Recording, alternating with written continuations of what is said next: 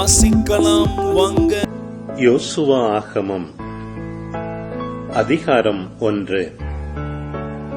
ஆண்டவரின் ஊழியர் மோசே இறந்த பின் நூனின் மகனும் மோசேயின் உதவியாளருமாகிய யோசுவாவிடம் ஆண்டவர் பின்வருமாறு கூறினார். என் ஊழியன் மோசே இறந்துவிட்டான்.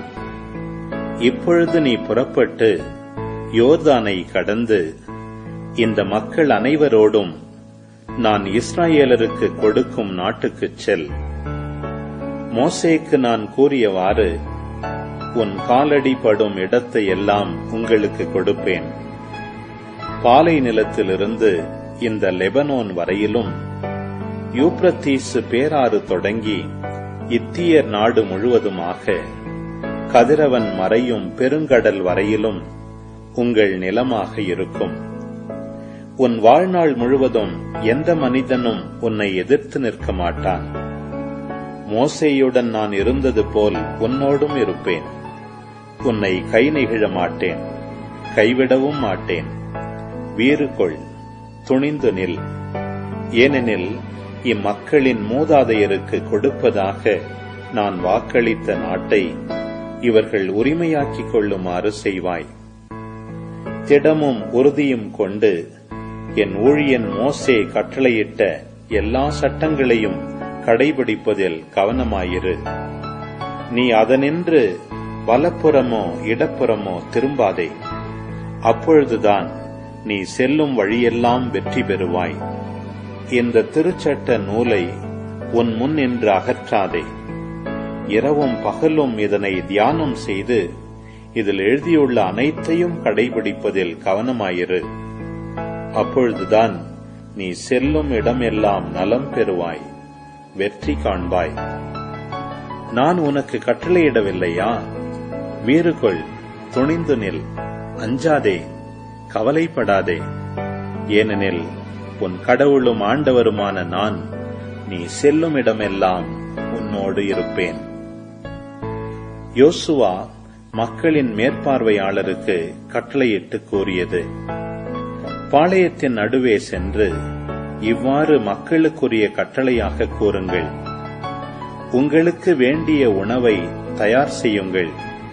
ஏனெனில் இன்னும் 3 நாள்களில் உங்கள் கடவுளாகிய ஆண்டவர் உங்கள் உடைமையாக உங்களுக்கு கொடுக்கவிருக்கும் நாட்டை உரிமையாக்கிக் கொள்ள இந்த யோர்தானை கடப்பீர்கள். ரூபன் காத்தின் மக்களுக்கும் மனாசேயின் அரைக்குலத்திற்கும் யோசுவா கூறியது: உங்களுக்கு ஆண்டவரின் ஊழியர் மோசே கட்டளையிட்டதை நினைவு கொள்ளுங்கள். உங்கள் கடவுளாகிய ஆண்டவர் உங்களுக்கு அமைதி அருள்வார்.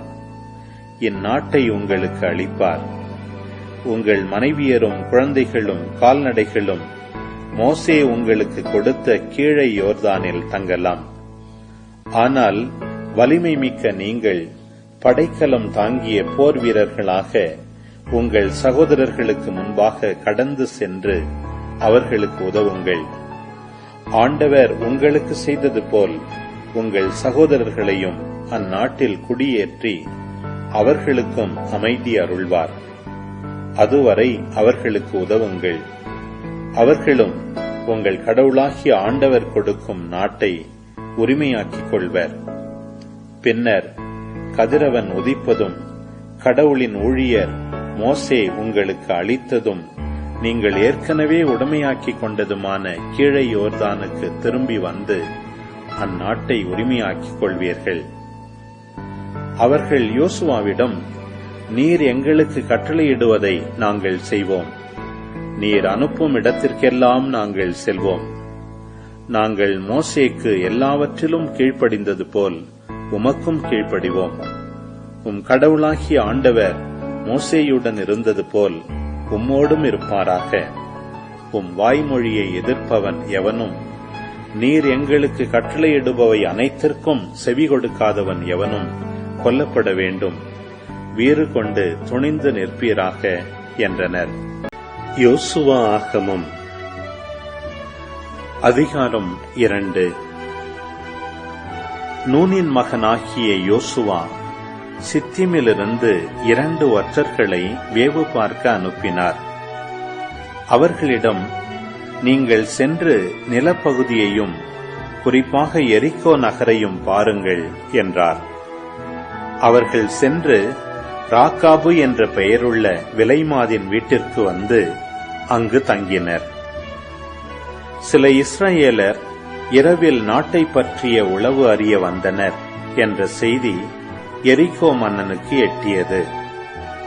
உடனே அவன், உன் வீட்டுக்கு வந்து உன்னோடு தங்கியிருக்கும் ஆள்களை வெளியே கொண்டு வா, ஏனெனில் அவர்கள் நாடு முழுவதையும் உளவறிய வந்துள்ளனர் என்று ராக்காபிடம் சொல்லுமாறு ஆள் அனுப்பினான்.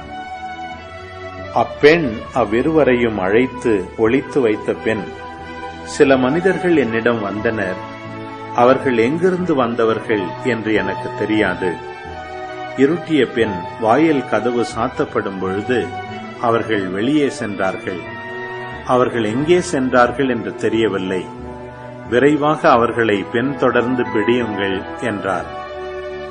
அவர் அவர்களை மாடியில் ஏற்றி அங்கிருந்த சணல் தட்டைகளுக்குள் அவர்களை மறைத்து வைத்தார். அந்த ஆள்கள் யோர்தானுக்கு செல்லும் வழியில் ஆற்றந்துறை வரை அவர்களை தேடிச் சென்றனர். தேடி வந்தவர்கள் வெளியேறியதும் வாயிற்கதவு மூடப்பட்டது.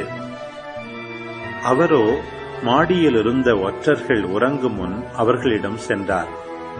அவர்களிடம் அவர், இந்நாட்டை ஆண்டவர் உங்களுக்கு அளிப்பார் என்று நான் அறிவேன்.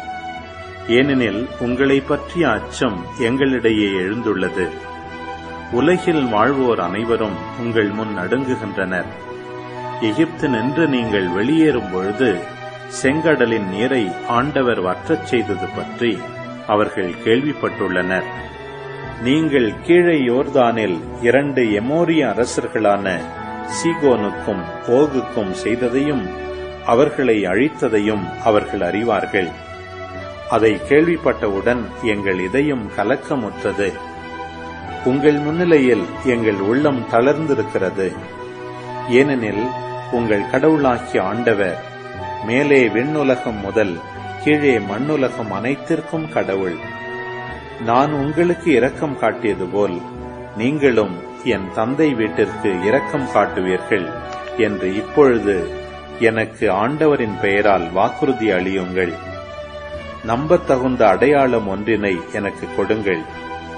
என் தாய், தந்தை, என் சகோதர சகோதரிகள் மற்றும் அவர்களுக்கு சொந்தமான குடும்பங்கள் அனைத்தையும் வாழவிடுங்கள். சாவிலிருந்து எங்கள் உயிர்களை காப்பாற்றுங்கள் என்றார்.